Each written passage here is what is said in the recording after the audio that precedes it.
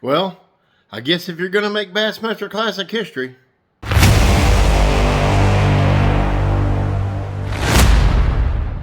And just when you thought bass couldn't shoot themselves and their anglers on the foot more than they already have here in the 2025 season, they're coming up with new and creative ways to do so. Like an attack on the independent press? Yes, I've got my pale little haters. Those that say, he's not a journalist or he's not even part of the industry. Well, they're either ignorant or they're posturing because in high school, I was the first high school student in the state to be issued working media credentials for a Major League Baseball team. You can see me here interviewing the very first Australian-born Major League Baseball player, Graham Lloyd. From there, I went on to cover the music scene, interviewing and shooting bands like Doobie Brothers, Hall & Oates, Chicago, James Taylor, and many more. And by age 20, I finally got published with my first outdoor piece, complete with photography, in a statewide outdoor magazine. By 2009, I'd done some work on contract basis through Bass and Bass Times. But then I was offered a contract for their digital media, the new online craze. I was a tried and true print media guy, so I dug in my heels and declined. Looking back, I wondered if it was the right decision, but knowing what I know now, I made the right call. So when Brian Brasher took over his latest job at Bass, the first thing he did was beat his chest about his award and accolades, calling everyone on social media wannabes. Well, I've got news for him. Back in 2008, when the legend Stan Sloan passed, I received a phone call from his middle daughter, Vonda, who took care of him in his last days. She said that my in memorandum piece best summed up who her daddy was. I've got news for you. That's better than any award could ever be. After that dust-up in my comment section where Chris Zaldane came over, showed both his maturity and his height by cracking a fat joke on me, I reached out to Chad Gay at Bass to find out what the deal was. Chad informed me that it was a tournament director who said that I do primarily negative content. Well, let the record reflect, I've reached out to Bass since then for any kind of good leads and feel-good stories, and they've returned nothing. So one can only surmise that they don't mind bad publicity as long as you're on their side of the issue. Now, Chad and I talked again sometime around October, where I discussed with him my plans for the 2025 Bassmaster Classic and asked him if it would be okay if I did a behind-the-scenes episode there at Bass headquarters. He said they'd love to have me. As to my plans at the Classic, I was going to reach out to the legendary guy Texas Bushman, who uses his ghillie suit to pull off wonderful jump scares, for a bit of behind-the-scenes fun with the guys at the Classic.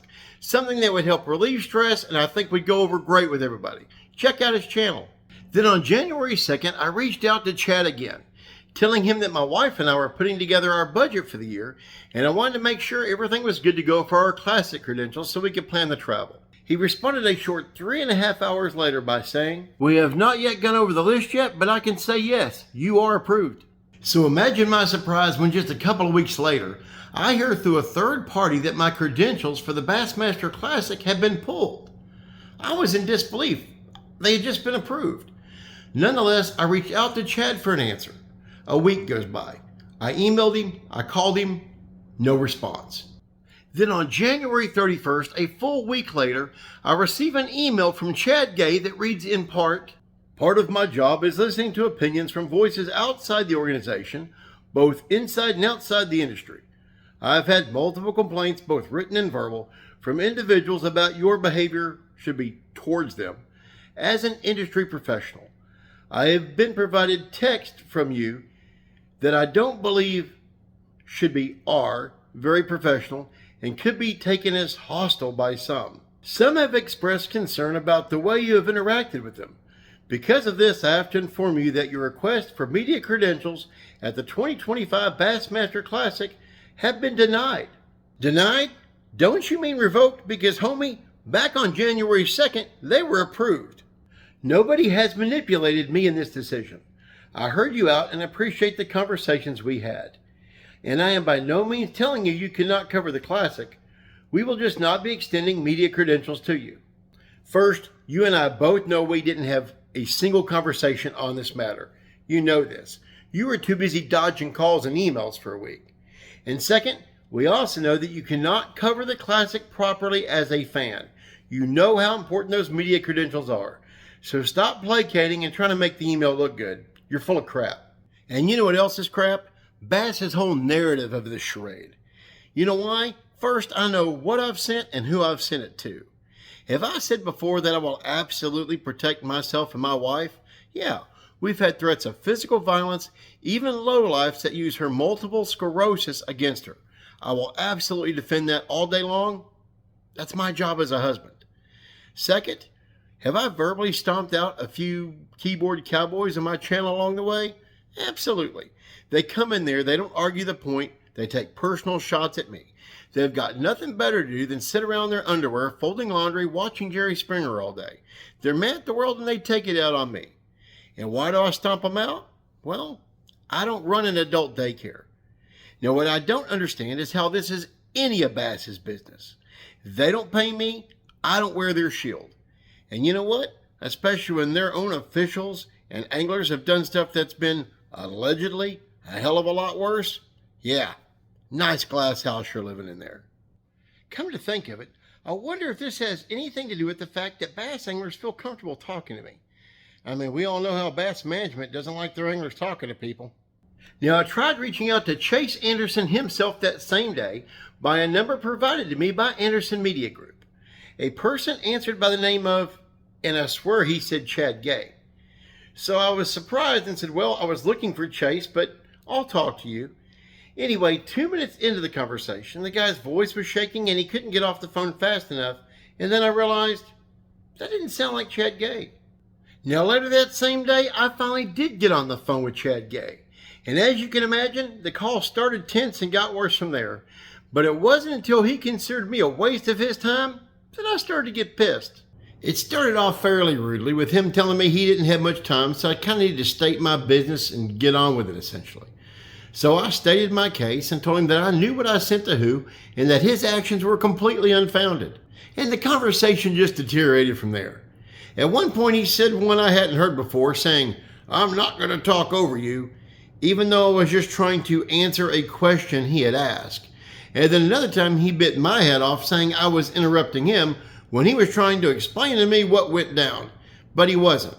He was repeating himself. His case that their credentials are theirs to give out on whatever basis they want to. Well, no shit, Sherlock. But guess what? His real premise hit a little bit of a snag. The funny part came when he started repeating what I think helps him get to bed at night with all this, and that's that my credentials hadn't been revoked.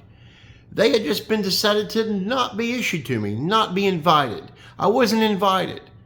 See, he forgot all about that email he sent to me on January 2nd that in writing stated my credentials had been approved. When I brought that up to him, I wish I had the volume on the phone turned up louder, because I think he might have shit himself. All he responded was a long pause, and then, "That's right, I did." Then, all of a sudden, the decision wasn't his to make. It had been made by somebody higher up the food chain, and he was nothing more than the messenger. I mean, screw the fact he signed his name to it.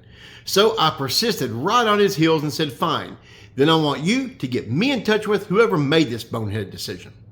He said he would pass it along. And when I told him this was nothing more than a bunch of undue influence being peddled in a back room of some good old boys club, he was very interested to know exactly what I meant by that. Well, you're looking at it. I went on to demand to see all the evidence this stupid decision was based on. He got really defensive, told me I had no right to see anything, and then I could like to see it all I wanted. You know what? In all my years of journalism, it was one of the most unprofessional conversations I've ever been a part of. And do you think I ever heard from this mystery person whose skirt Chad was hiding behind? Of course I didn't. The question is, which story is the truth, because one of them's a lie? Was I really approved on January 2nd and he simply forgot that he had issued the credentials? Or was he planning on denying me all along and just kicking the can down the road? Either way, both can't be true. Now, what I don't understand is the duplicity in all of this. Am I sure that I've defended myself against personal attacks from trolls, haters, and unhinged stalkers all wanting to wear my skin? Absolutely I have, as anyone would. But don't come at me with targeted accusations of unprofessionalism when it's you that needs to be standing in front of a full-length mirror. You have anglers out there screaming at fans to Chad, suck my Another angler threatening locals during a tournament saying, "Okay, in those other 6 days, I'm going to come over and with your workplace." and when I have to hear that my credentials have been pulled by someone other than the one person whose job it is to deliver such news, and you're going to call me unprofessional? As far as I'm concerned, I'm one of the few media professionals out there who is actually advocating for a better sport. You know, I'm constantly advocating for these organizations to provide better transparency into all these cheating scandals and rules infractions. Chad, do you remember when you told me that I was the only one that called and emailed you and the tournament directors trying to find quotes and get better information on all these infractions? You know what? If other media professionals aren't doing this, can you really even call them media? Another thing, to whoever is responsible for all these behind-the-scenes shenanigans, pro tip, take the words pro athlete off your social media. You're not. If you can't handle little old me without going all cancel culture, you sure as shit couldn't handle it in a city like LA, Chicago, or New York. You know, our forefathers thought that the freedom of press was so important, they actually put it above our right to bear arms. I'm going to continue to support the little independent guy, not just the guy that shows up at the media dinner to grab his swag bag, kiss the ring, and to run with whatever state-run narrative the organization and their official podcasters want him to run with. I'm talking the guy that's there to do real work. And you know who else I feel bad for? The good anglers. In this day and age of dwindling sponsorships, they need every second of camera time they can get to justify those dollars. That's who's really missing out. At the end of the day, is it Bass's right to revoke my credentials?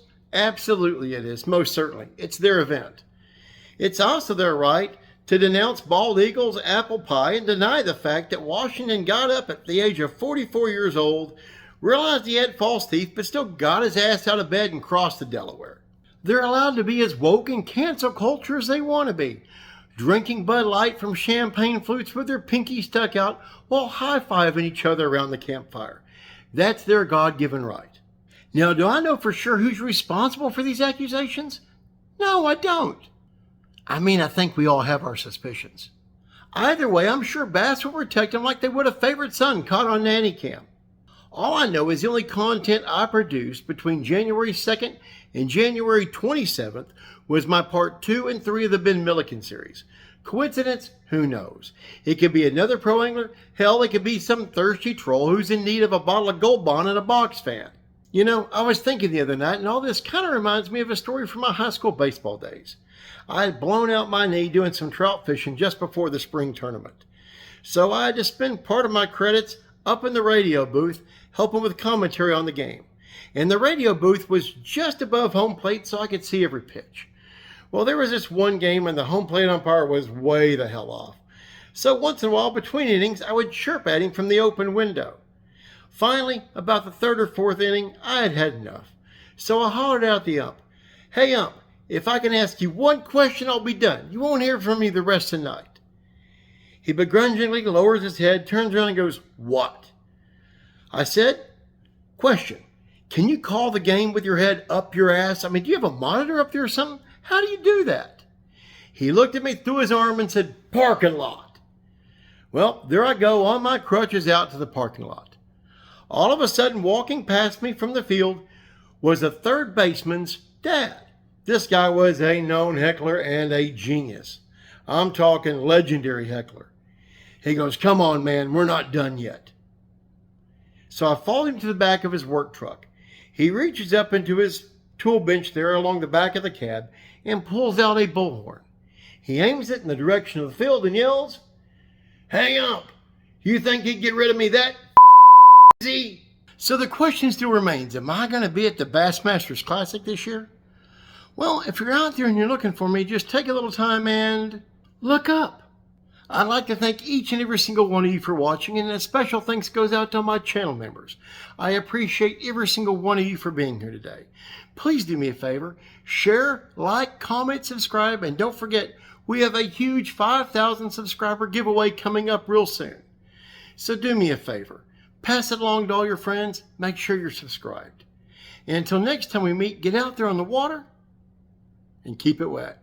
Yo, it's Cerebral Tackle, let's get to the facts. I don't sugarcoat nothing, I'm spitting the max. You think I'm holding back? Nah, I better step back. I'm dropping lines like